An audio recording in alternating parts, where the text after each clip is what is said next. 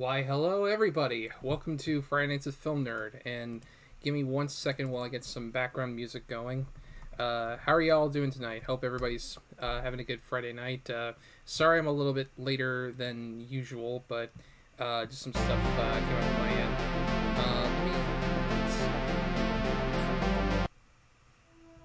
Okay, yeah, this will do. Alright, and let me know how the audio bouncing is. Let me look at the chat. First thing I see is from Spastor Food, poo poo pee pee, so this is how you treat me. Nice. Good.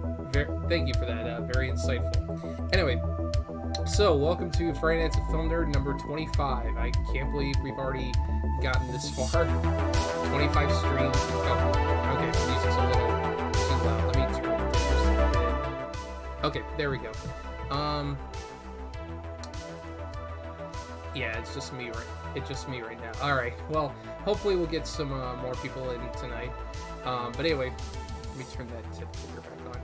So anyway, so tonight for the stream, we're going to be looking at box office bombs. Now, lately there's been a lot of reports about the movie Lightyear, the new Disney Pixar movie, not doing so well at the box office. I mean, I'm sure by Disney standards it's a bomb, but compared to most other movies, it's probably actually not a bomb. It's actually making quite a bit of money. But you know, by all accounts, it's lost quite a bit of money, and there are a lot of reasons for it. You know, maybe the movie's just not that good, or I've also seen some people say that it's largely because since the pandemic, a lot of Pixar movies have been going straight to Disney Plus. Like the last one to go into theaters was like Onward, and then after that, like Soul, Luca, I'm trying to think what else. Turning Red, all of those went straight to Disney Plus. So this is the first one to go to theaters in like over a year. But anyway, so I found an article on CBS News of what are the 42 biggest box office bombs, and I figured, you know, much like certain other people who may or may not be on the internet, I'm just gonna read off of someone else's work and try to make some money off of that. So let me go ahead and switch to the full view, and you should be able to see my screen. Very, very nice.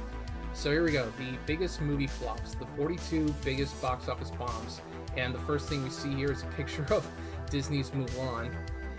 Major Mutant in the chat says, Marhaban Philip Nerd. Okay, me too.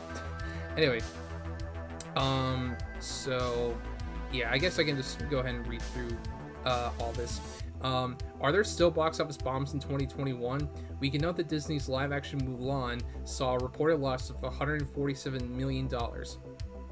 But given the pandemic that's still sweeping the planet, is it fair to put it in the same category as, say, The Adventures of Pluto Nash, whose clear failure couldn't be blamed on a disease?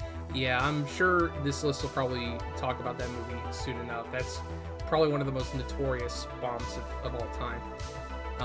It's a decent question, but in the meantime, we can say this. Pre-pandemic, there were clear box office winners and losers every weekend, and when a movie failed, it failed epically. Using stats from the box office site, The Numbers, we've compiled a list of the 42 movies that, versus their production budgets, lost the most at the box office. We came up with our Hollywood Hall of Shame by calling together The Numbers' rundown of the most expensive movies ever made, focusing on 508 movies with reported budgets of $90 million or more. From this group, we zeroed in... okay, we can probably... You know, it's probably not that interesting, so we'll just go ahead and start. So the first movie on the list is Gods of Egypt. Truly. Yeah, this is definitely something from Alex Proyas. You know, the guy who made movies like The Crow and Dark City. And yeah, apparently this features a pre-Black Panther Chadwick Boseman. I never saw Gods of Egypt, but I remember I saw the trailers for it, and I was like, yeah, this looks like a movie that's gonna bomb. And sure enough, it did. So, shortfall, $1.2 million. It had a budget of $140 million, and worldwide it grossed $138.8 million. Yeah, that's definitely a bomb, but I mean, in the grand scheme of things, it didn't lose like that much money. But anyway, it says here, 2 years before he led Black Panther to blockbuster box office success, Chadwick Boseman co-starred in this 2016 sword and sandal epic that was basically told to pound sand by moviegoers. That's pretty harsh. CET, The one with Jamie. I think it might be. I don't know. I just remember Gerard Butler was in it, and there was like one guy who had an eye missing. I don't know. I barely even remember this movie coming out.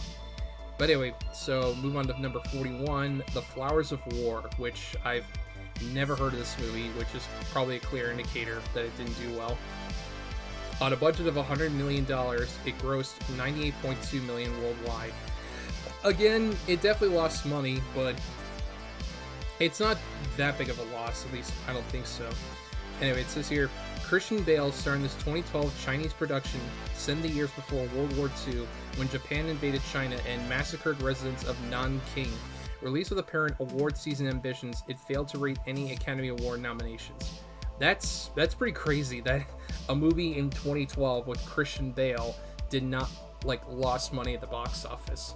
Like, I don't know, you'd think that, especially given that this came out the same year as The Dark Knight Rises, that Bale would be, like, a massive draw for the box office, especially considering that I know people like to say that, you know, oh, there's a lot of whitewashing going on, but the thing is, Chinese productions will often cast like Caucasian actors because they tend to draw in a bigger audience than native Chinese people, but that's neither here nor there. But anyway, next up, Green Zone. I vaguely remember this movie coming out. Again, never saw it, but I mean, I didn't think it looked that bad from what I saw. But anyway, shortfall 2.5 million, made for $100 million, worldwide gross 97.5 million. Yeah, that again, not that big of a loss. And all it says is this 2010 Matt Damon action thriller was set in war-torn Iraq. That's all they have to say. And that's probably all that really can be said about it. And, oh, hi, Sarn, Speculation. Glad to see you're in the chat. We got a donation here coming in from GG Anime, who sent in $5 saying, unfortunately, gonna have to miss this one. Have a great weekend, brother. Yes, you too, GG Anime. Thank you so much for the donation.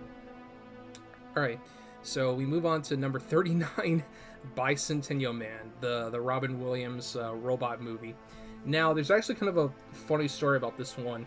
So, Robin Williams is the voice of the genie in Aladdin, and what's the word I'm thinking of?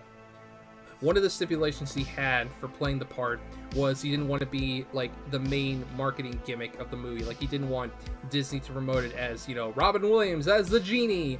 But of course, Disney, you know, went back on their word, and they plastered him all over the poster. He was on the trailers. They made toys of him, and he was not too happy. And then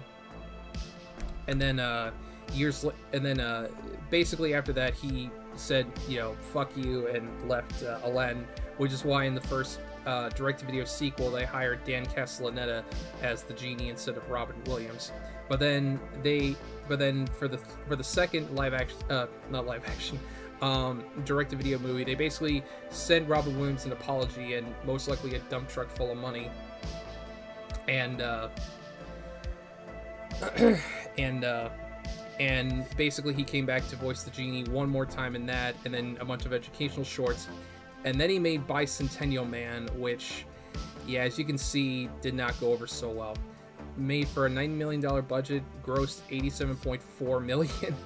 Yeah, this is basically what cut ties between him and Disney.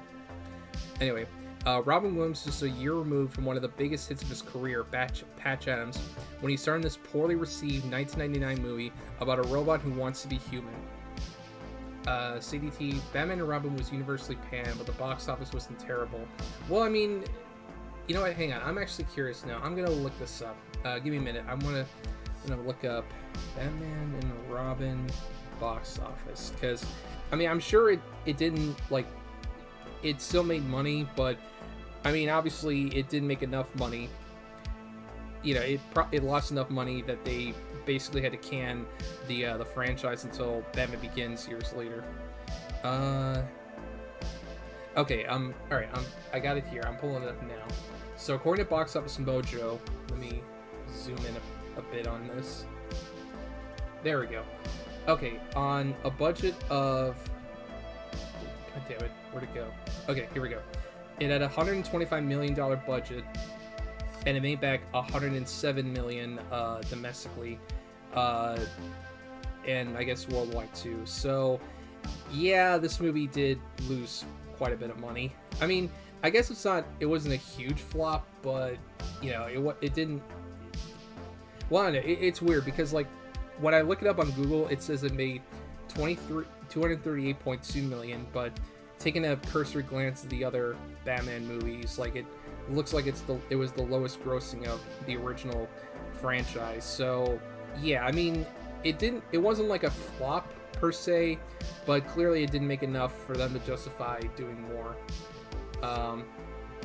Let's see, Robin Williams denying publicity. I always thought he adored the spotlight. Well, I mean, I'm sure he did, but at the same time, he probably didn't want to be used solely as like a marketing gimmick. Like he didn't want, like I think what I'm trying to say is that like Robin Williams wanted them to sell the movie on the strength of it, not, you know, solely on the fact that, oh, it's a movie with Robin Williams in it, if that makes any sense. And actually, there's a pretty funny clip of Robin Williams from one of his last stand-up specials where he talked about Bicentennial Man. Let me see if I can find it. Okay, Robin Williams, weapons. Okay, GPS. Okay, let's see. Okay. Hang on. I'm gonna have to pause the music real quick. And okay, let's see. Okay, I don't know if this will get claimed or not, but let's see. I'm gonna skip ahead to when he brings it up. Hang on.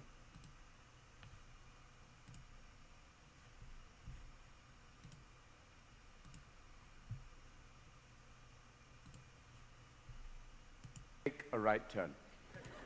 Oh, okay. Yeah, I think I might have passed it.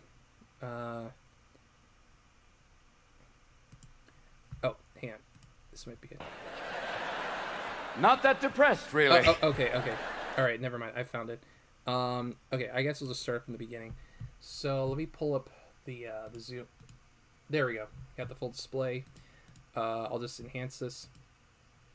But And most cars now have GPS, which is kind of cool. I have a GPS in my car. I was driving across the Golden Gate Bridge. I was halfway across, and all of a sudden the car went, take a right turn. What?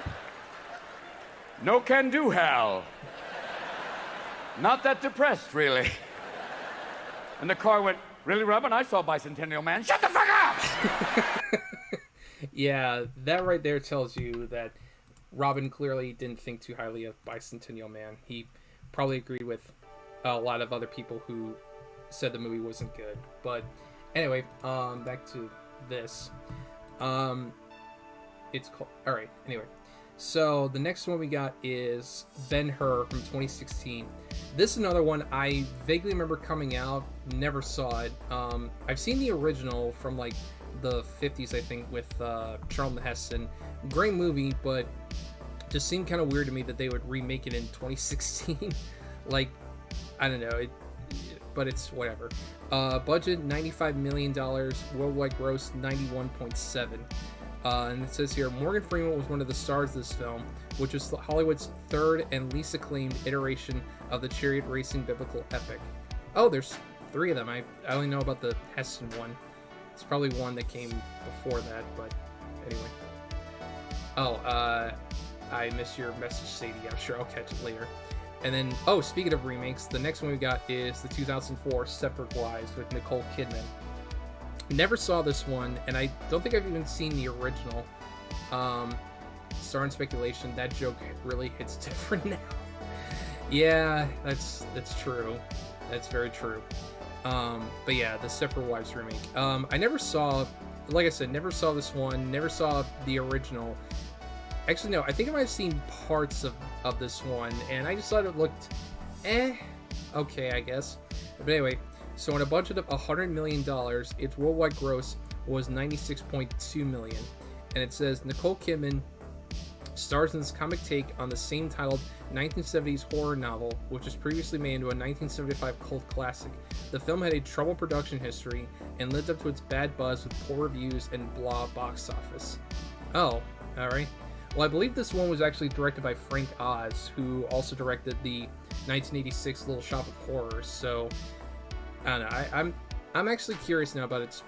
I'll have to look into the history of it later. But next we got the 2003 Peter Pan, which I don't even know about this movie. I think this is the first time I've ever heard of it.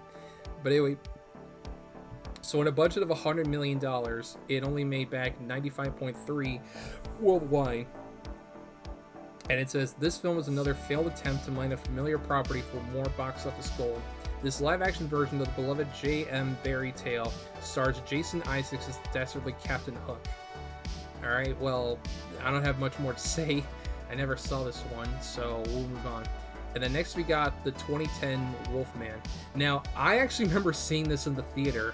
And, I mean, granted, it's been like, since 2010 that I saw it. But I remember this one being okay. I mean, it's not an amazing movie. I mean, it pales in comparison to the original Wolfman from the 1940s. But, I mean, it wasn't terrible. I mean, I've seen worse. But anyway, on a budget of $150 million, its worldwide gross was $142.6 million. So it definitely lost money, but I mean, that's still a lot of money, but it made most of its budget back at the very least. But anyway, this remake of the Universal Pictures horror classic titled The Wolfman, 2 words, features Oscar winners Anthony Hopkins and Benicio del Toro, and even went on to an Oscar for makeup. But it failed to scare up much business. Universal's going to try again with a new Wolfman film to star Ryan Gosling. I mean, on the one hand, I could joke and say, oh, I'm sure that's going to be terrible. But after the Invisible Man from 2020, I'm curious to see what they could do with a new Wolfman. And then next up we've got, one of many big flops from Disney, Treasure Planet. Major Mutant says, film, am I a pleb for liking Multiverse of Madness? I just enjoy Sam Raimi's over-the-top campy style. No, you're not a pleb for liking that movie. I'll be honest, I actually liked it myself. And I know, people are going to say that I basically just am gagging on Kevin Feige's cock. Because I seem to I probably come off as the guy who likes every Marvel movie, even though that's not true. But I actually did enjoy Multiverse of Madness, and I'm glad Sam Raimi made it, because I think he did a great job. But anyway, back to the article.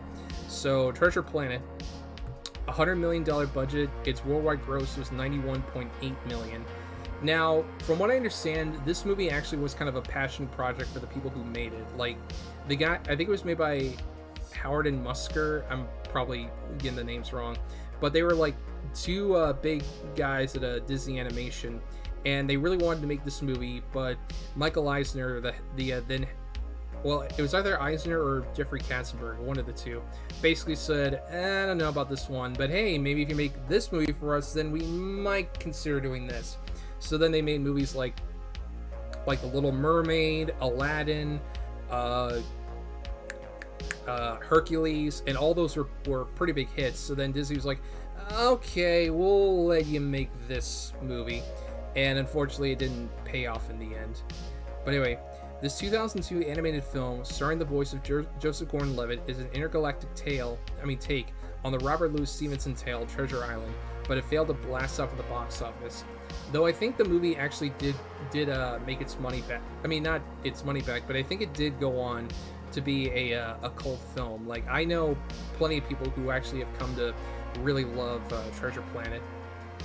Star says, I still haven't seen Treasure Planet. Maybe I should buy it on DVD. Yeah, I mean, I'm sure you can find it pretty easily, and I'm sure it's also on Disney Plus. Yeah, this is one I've actually been kind of curious to check out, because, like, to go off on a quick tangent, I'm of the belief that just because a movie makes a lot of money doesn't necessarily mean it's good. And on the flip side, just because a movie doesn't make money, that doesn't mean it's bad. Like, there are plenty of great movies out there that actually lost a lot of money.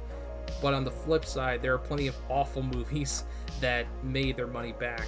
So, you know, I mean, I'm sure Treasure Planet's not that bad, but, you know, maybe it just came out at the wrong time, or audiences just weren't ready for that kind of thing. But anyway, let's get back to the article. So the next one we got is In the Heart of the Sea, which I vaguely remember this one coming out, but again, never saw it. Budget was $100 million. Its worldwide gross was $89.7 million, so it lost a little over $10 million.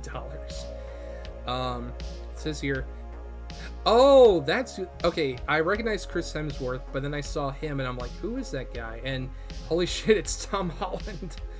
Anyway, before Chris Hemsworth and Tom Holland first shared the MCU screen in Captain America Civil War, that's not correct.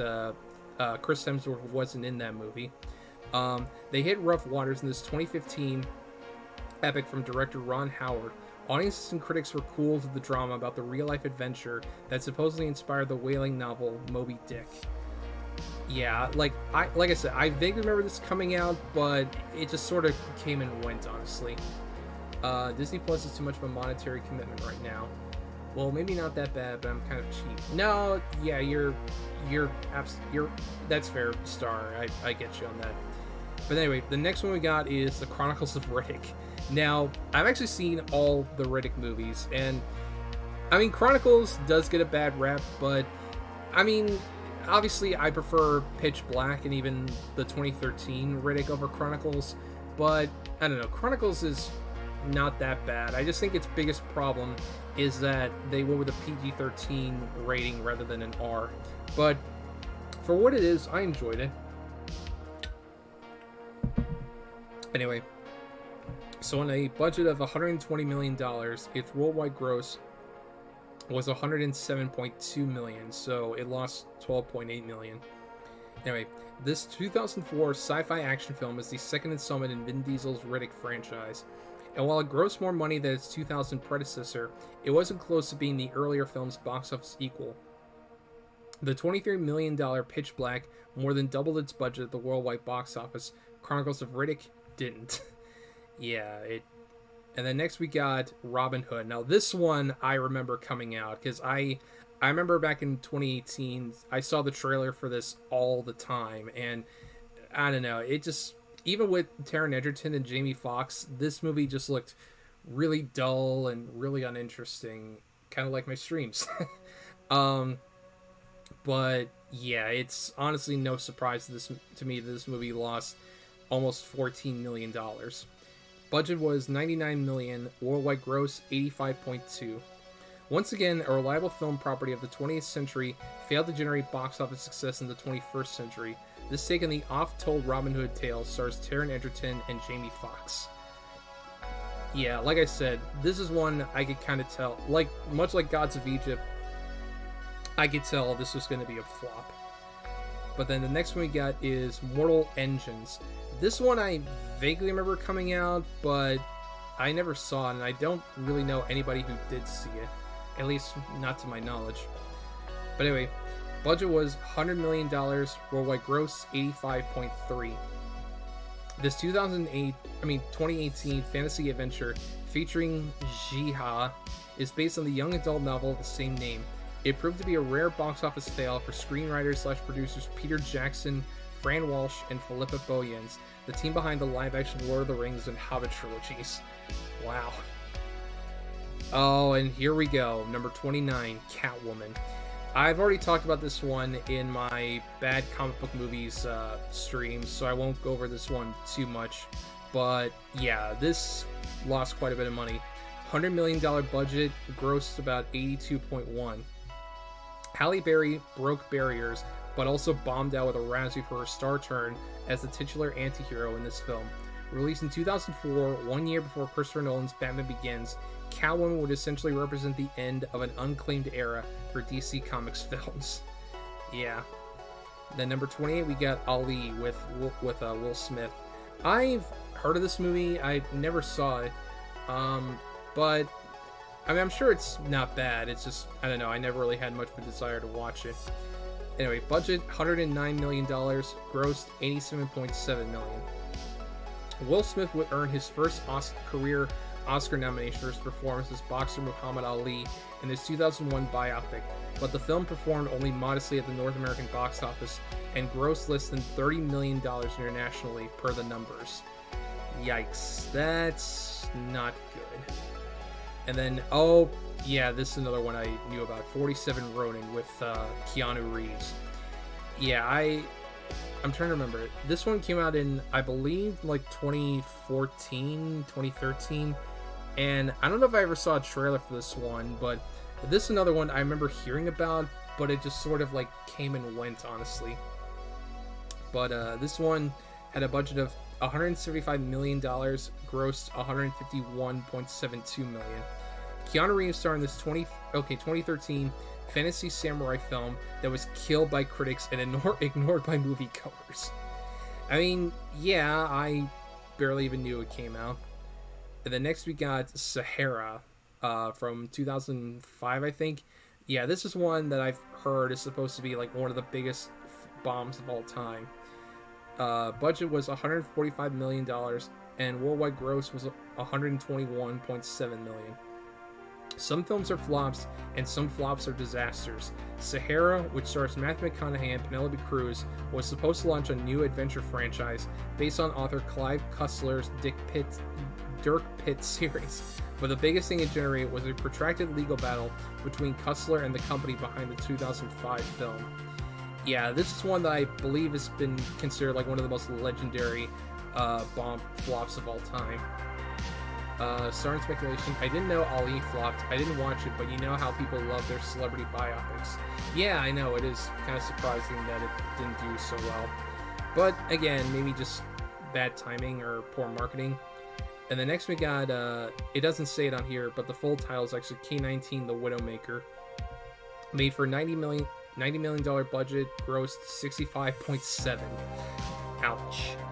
And all it says is the 2002 Harrison Ford vehicle is a Russian subdrama that sunk with audiences.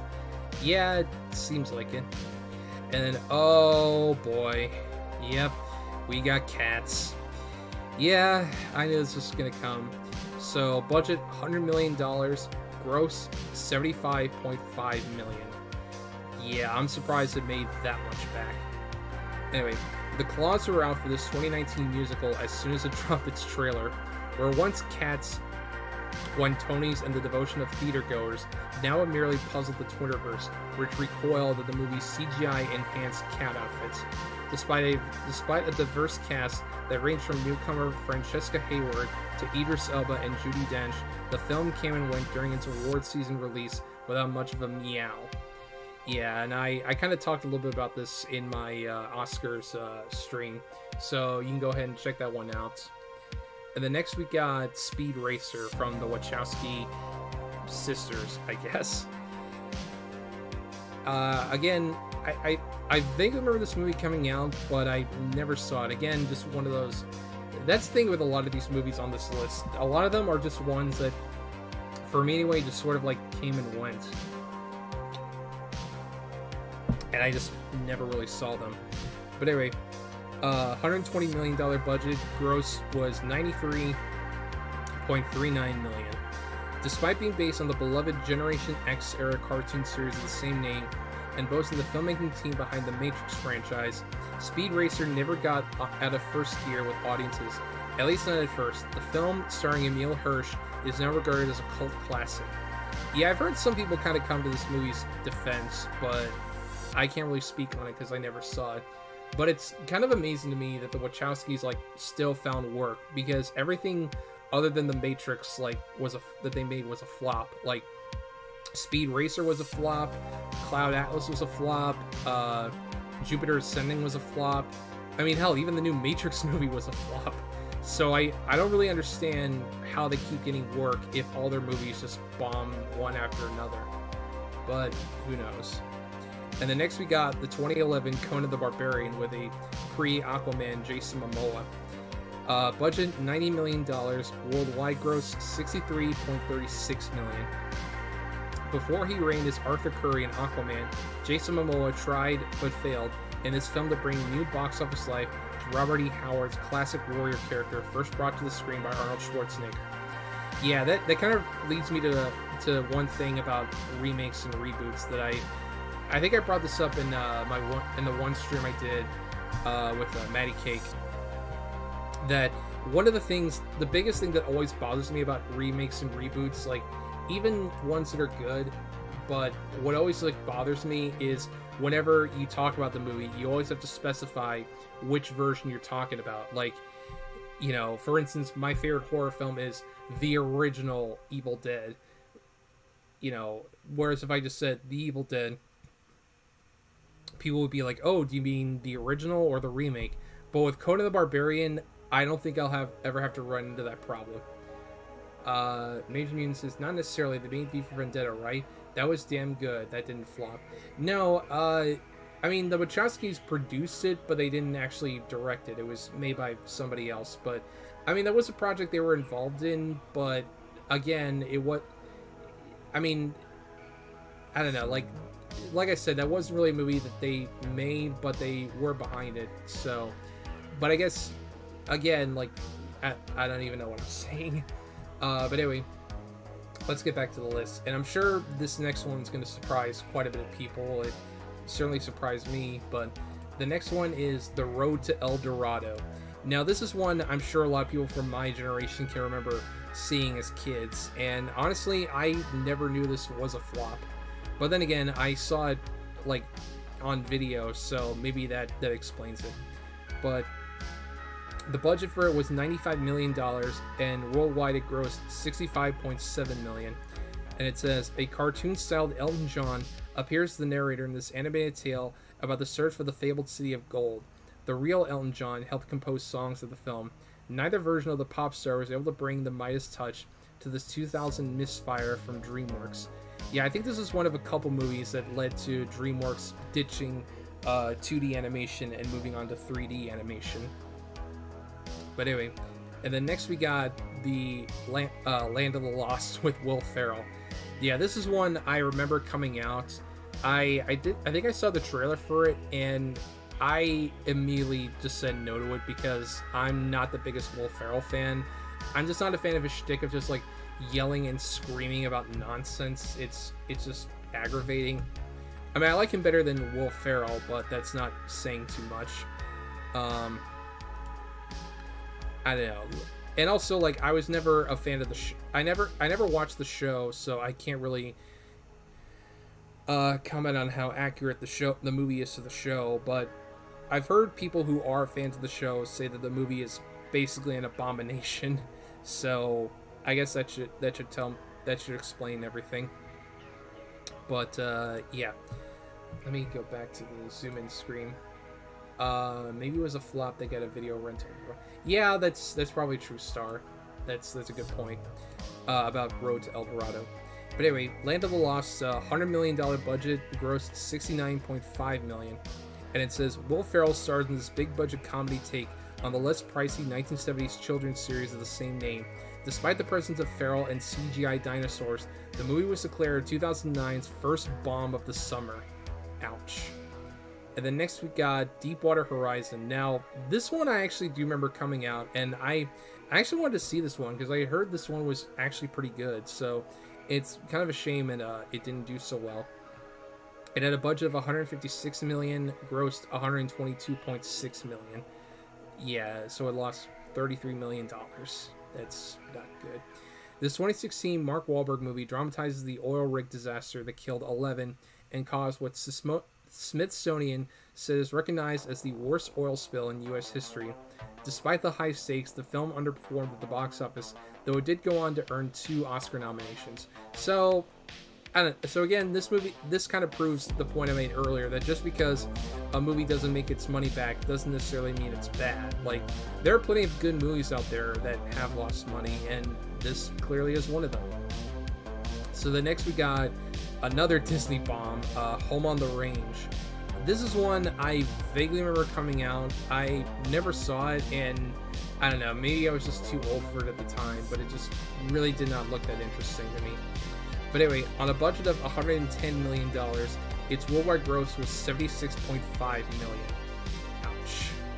Anyway, this animated Disney film about talking farm animals features the voice of Judi Dench and Roseanne Barr. Critics gave it so-so reviews. In the spring of 2004, movie-going audiences in the market for a family-friendly film generally bypassed it for Scooby-Doo 2: Monsters Unleashed. Yeah, that's fair. And then next we got King Arthur: Legend of the Sword. Yeah, I actually worked in a movie theater when this came out back in 2017, and I can tell you that I don't know how many tickets we sold, but it wasn't very many, because every time I would go into the theater where this was playing, it was not empty, but there was hardly anybody in those theaters. Like it didn't generate much buzz. But anyway, budget was $175 million, gross $139.6 million. This movie is yet another case of an old age tale not translating to 21st century ticket buyers. This 2017 film starring Charlie Hunnam possessed little box office magic. Yeah, that's fair to say. Queen of Disaster says, I loved Home on the Range as a kid, however, I am an autist. I mean, that's fair. You know, I mean, you're free to like whatever you like. I'm just reporting on the fact that, you know, movies like that bombed at the box office. Anyway, back to bombs. The next one we got is Wind Talkers with Nicolas Cage. Despite being a huge Nick Cage fan, this is one of a couple of his movies that I have not seen. But anyway, on a budget of $115 million, it grossed $77.6 million worldwide, so that's pretty bad. In the summer of 2002, this John Woo-directed World War II drama starring Nicolas Cage was supposed to be counter-programming to Sam Raimi's Spider-Man. Instead, it disappeared down the same hole as The Widowmaker, which was released in theaters about a month after Wind Talkers. Yeah, that's definitely something that can lead to poor box office if it comes out at a bad time. Because, I mean, if it came out around the same time as Spider-Man, like, yeah, it's no surprise it lost money. And the next one we got is 2004's Around the World in 80 Days. Another Walt Disney movie that bombed. This is one I vaguely remember coming out. I think I saw a trailer for it, and it just looked dumb. And I guess I'm not the only one who thought that, because on a budget of $110 million, it grossed $72 million worldwide. Anyway, the first time Hollywood adapted Jules Verne's classic adventure novel in 1956, the result was a popular success that won 5 Oscars, including Best Picture. This more recent attempt at Verne's tale with Jackie Chan and Steve Coogan did not fare nearly as well. Yeah, clearly. And the next, oh boy, Son of the fucking Mask. God. Yeah, this is one that's... It's not surprising this movie was a flop, because... Oh god. As somebody who grew up with The Mask, the original movie, this one is a disgrace to that. It's an abomination. Like, God, like, there are times where there are movies that are bad, and I'm like, well, I don't know, maybe it's not that bad, or, you know, I've seen far worse. No, this one deserves its status. It is that bad. I mean, you just take one look at this face and tell me that this is a legitimately good movie. I dare you to. But anyway, on a budget of $100 million, it grossed $59.9 million worldwide. Honestly, again, I'm surprised it grossed that much. In 1994, The Mask helped Jim Carrey show he was a rising box office power. Made for less than $20 million, the comedy grossed roughly $350 million worldwide. A decade later, a sequel that cost 5 times as much to make and that starred Jamie Kennedy instead of Carrey grossed a small fraction of the original's haul. Yeah, that's sad when your sequel that's made for more money than the original grossed less money than the original did. Like, damn. Yeah, I'm gonna take a quick drink of my water and then we'll talk about the next movie. And then next we got R.I.P. Oh, shit. Sorry, the mouse wheel kind of fucked up. God damn it. Sorry, Siri had to chime in. But anyway, So the next we got R.I.P.D., which was like one of a couple movies made that Ryan Reynolds did prior to starring in Deadpool, and proving to the world that, hey, this guy actually can make money. But yeah, on a budget of $130 million, this movie grossed $79.1 million worldwide.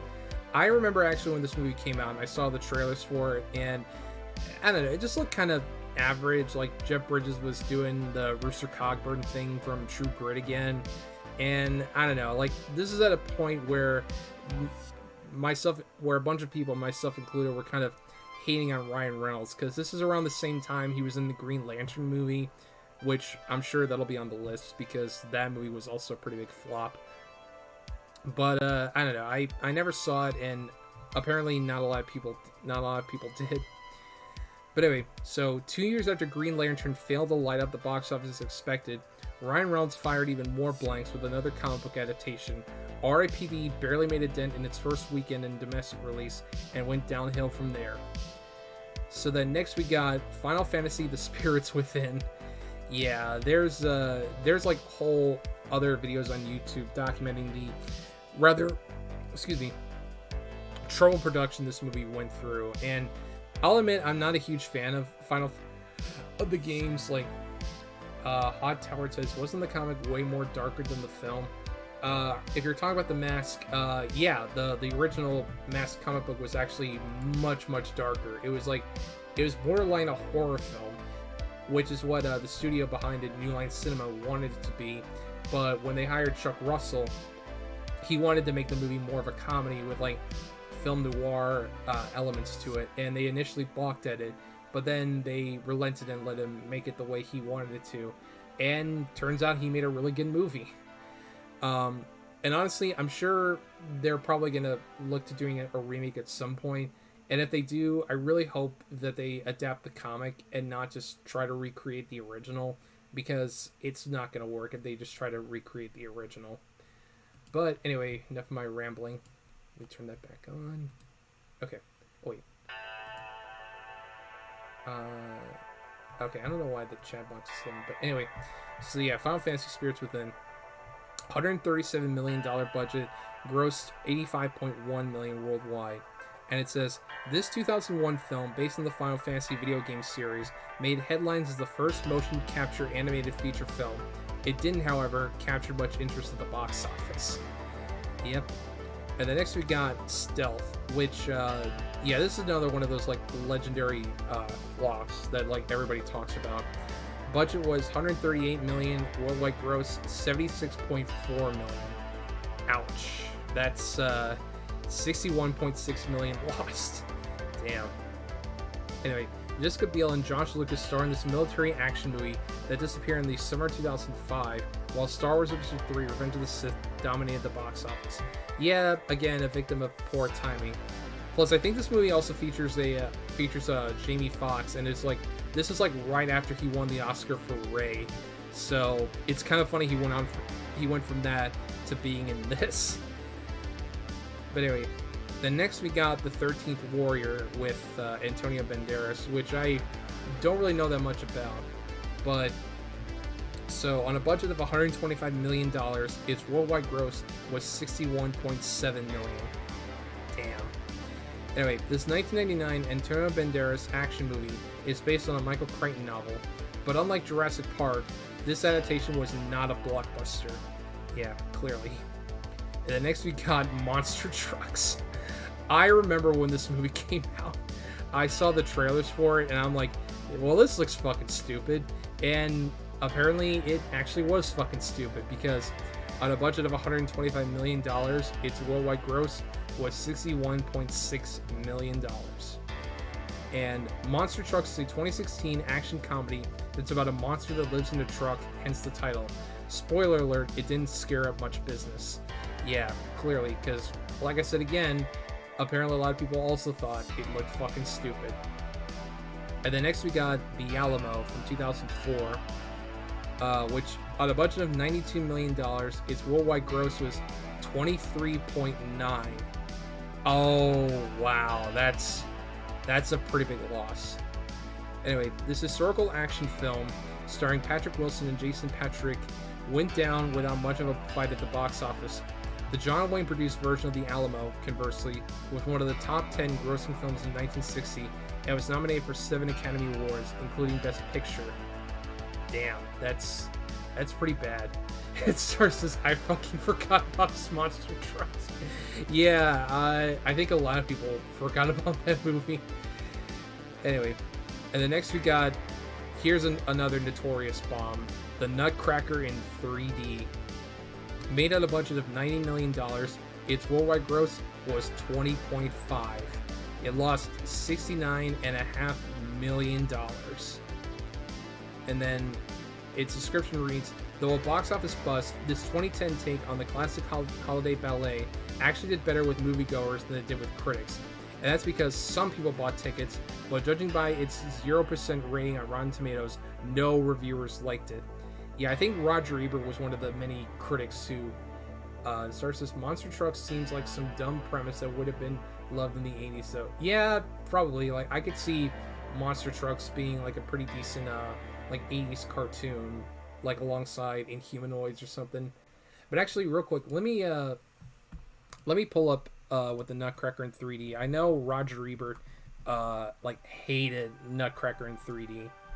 I just want to pull up what his I'm not going to read his entire review because we'll be here forever, but I just want to read a little bit of it because I know he hated the movie. Like, it was, I think it was like his pick for like one of the worst movies of the year.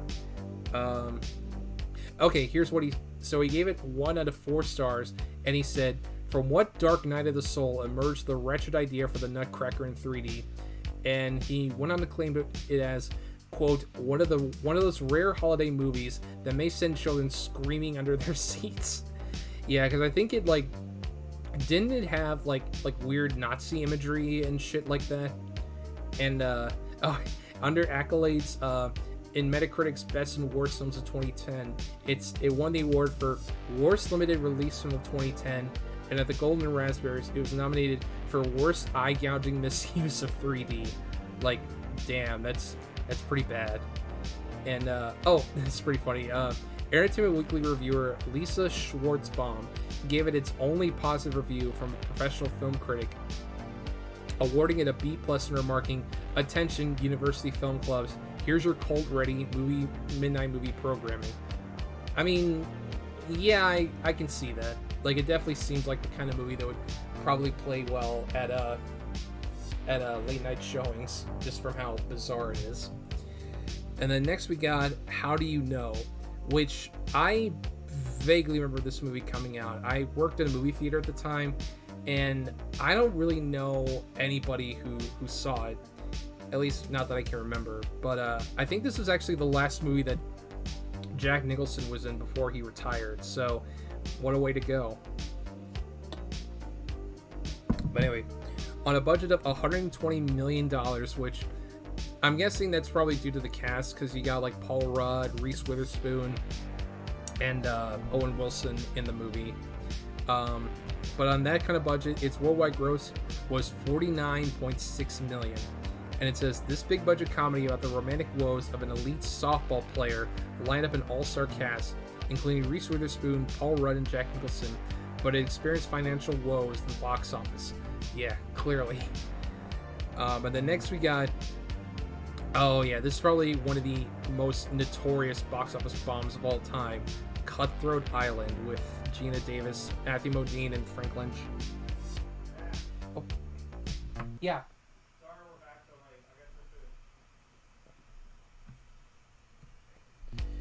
Sorry about that. Hope, probably should have muted my mic there. But anyway, so yeah, we got Cutthroat Island. Made for $92 million. Its worldwide gross was $18.5 million. It lost $73.5 million in total. Damn. The price tag on this movie was so high and the buzz was so bad that even before this 1995 pirate adventure starring Gina Davis opened in theaters, the film company behind Cutthroat Island struggled for cash and filed for bankruptcy. Yeah, I'm pretty sure the studio behind it, Carol Co., which produced movies like Total Recall, actually went bankrupt before this movie even came out. So, and it kind of killed Gina Davis's career as a leading lady, and it also hurt the career of its director, Rennie Harlin. But I mean, I haven't seen this movie, full disclosure, but I've been curious too, just because of its reputation as like, you know, oh, one of the biggest bombs of all time. But yeah, that's pretty bad.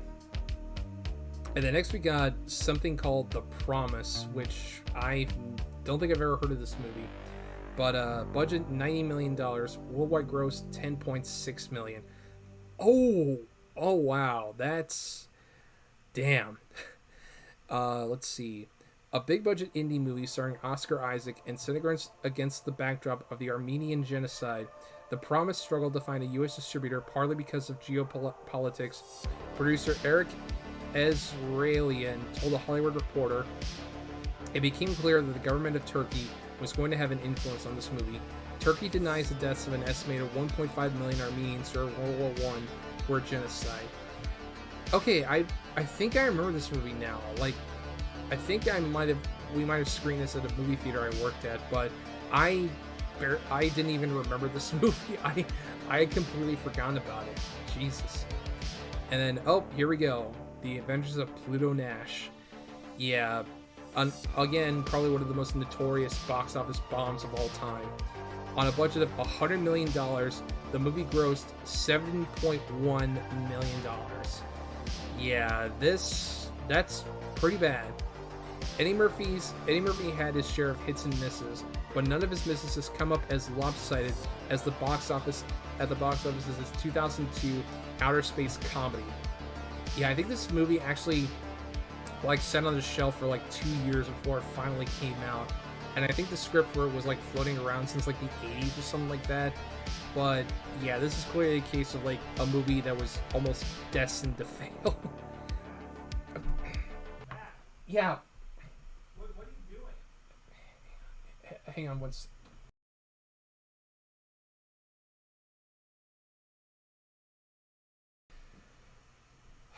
Sorry about that.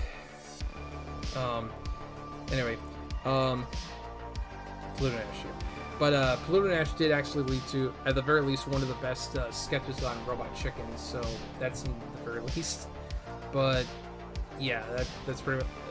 I mean, full disclosure, I've only seen clips of the movie, so I don't know personally what the if it's good or not. But I don't know. I mean, I guess some people must have liked it if it made that much money. And then next we got Town and Country, which I don't really know this one. But on a budget of $105 million, it grossed $10.4 million. That's ouch. Let's see. Town and Country is not set in outer space and does not feature expensive CGI set pieces. It is an earthbound farcical comedy that managed to cost north of $100 million thanks to endless rewrites and a nearly 2-year-long shoot. Some productions emerged from chaos with an acclaimed film. Warren Beatty and Company did not. Town and Country was buried by critics and ignored by audiences. Yeah, I guess this is one of two major bombs that Warren Beatty has under his belt, the other one being Ishtar. And hang on, let me refresh the chat because it looks like nobody's talking in it. At least not from what I can see. Okay. Well, anyway, and then let's move on to number 1, Mars Needs Bombs. Oh yeah, I remember this one. This is another one where I was working in a movie theater at the time, and I think we actually got this movie when I worked there. And again, I don't remember what kind of business it did, but I do remember that there wasn't much of an audience when this movie was playing. So that's to tell you everything right there. But on a budget of $150 million, its worldwide gross was $39.5 million. That's ouch. And actually, let me check Discord real quick. I just want to make sure everything's going well. Sorry, just kind of glossing through this. Alright, never mind. Anyway, oh wait, not that one. Here we go, back to this. So, let's see. This big flop came from one of Hollywood's biggest movie makers, Robert Zemeckis, the guy behind Forrest Gump and the Back to the Future trilogy, who produced. True to Zemeckis' form, 2011's Mars Needs Moms features what was then cutting-edge technology. Unfortunately for the film, audiences didn't appreciate its motion capture animation. The movie looked downright creepy, an unnamed observer told The Hollywood Reporter. Yeah, I believe this is like one of a couple of like motion. This is like when people thought that motion capture animation was like the future, because you had movies like this, you had Beowulf, you had A Christmas Carol with Jim Carrey, and you had The Polar Express. But yeah, I think this is the movie that kind of killed that because of how much it lost. But yeah, those are, according to CBS News, the biggest box office bombs of all time, even though I'm sure there's plenty more out there. But yeah, that's let's see, how long have I been going for? A little over an hour now. Yeah, I guess I could probably just go ahead and end this off. I know this one wasn't like really funny or like, you know, a laugh riot like the Tamer stream, but I don't know, I kind of wanted to go back to actually talking about a movie related topic and not just running off the coattails of a once semi-popular YouTuber who's pretty much like left the internet. But yeah, I think the biggest takeaway we can leave this on is you know, sometimes a movie will, you know, you said you know, you might have all the best intentions of the world with your movie, and you might go into it really hoping it does well, but it just ends up, you know, face planting, much like my streams. But anyway, so I guess since we're to wrap this up, I'll just go ahead and do my usual shilling. So of course I've got the website film-nerd.com. My most recent review is Citizen Kane, little movie that I'm sure none of you have really heard of. I do have a Full Moon Fridays review planned that I'll work on once I'm done with this stream. Which if you follow me on Twitter, I'm sure you know what that's going to be. But then of course I've got the Patreon, which I'm sure you guys know about by now. And then I've got the merch store, where I still have the same 3 products as before.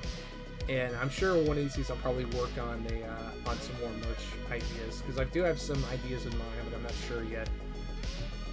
But other than that, I'm gonna be working on a new review video over the weekend. Hope to get it out at least by Monday. Which, speaking of, that's when I'm going to be seeing the new Thor movie, so look forward to when I review it around then. But let me get the ending song popped up first. Let's see here. Okay, I got it. So with that, thank you guys so much for coming out to check out the stream. Thank you to everybody who donated. It's very much appreciated. And as always, I've got plenty more videos and more reviews coming out soon. But until then, I will see you guys in the next one. Take care.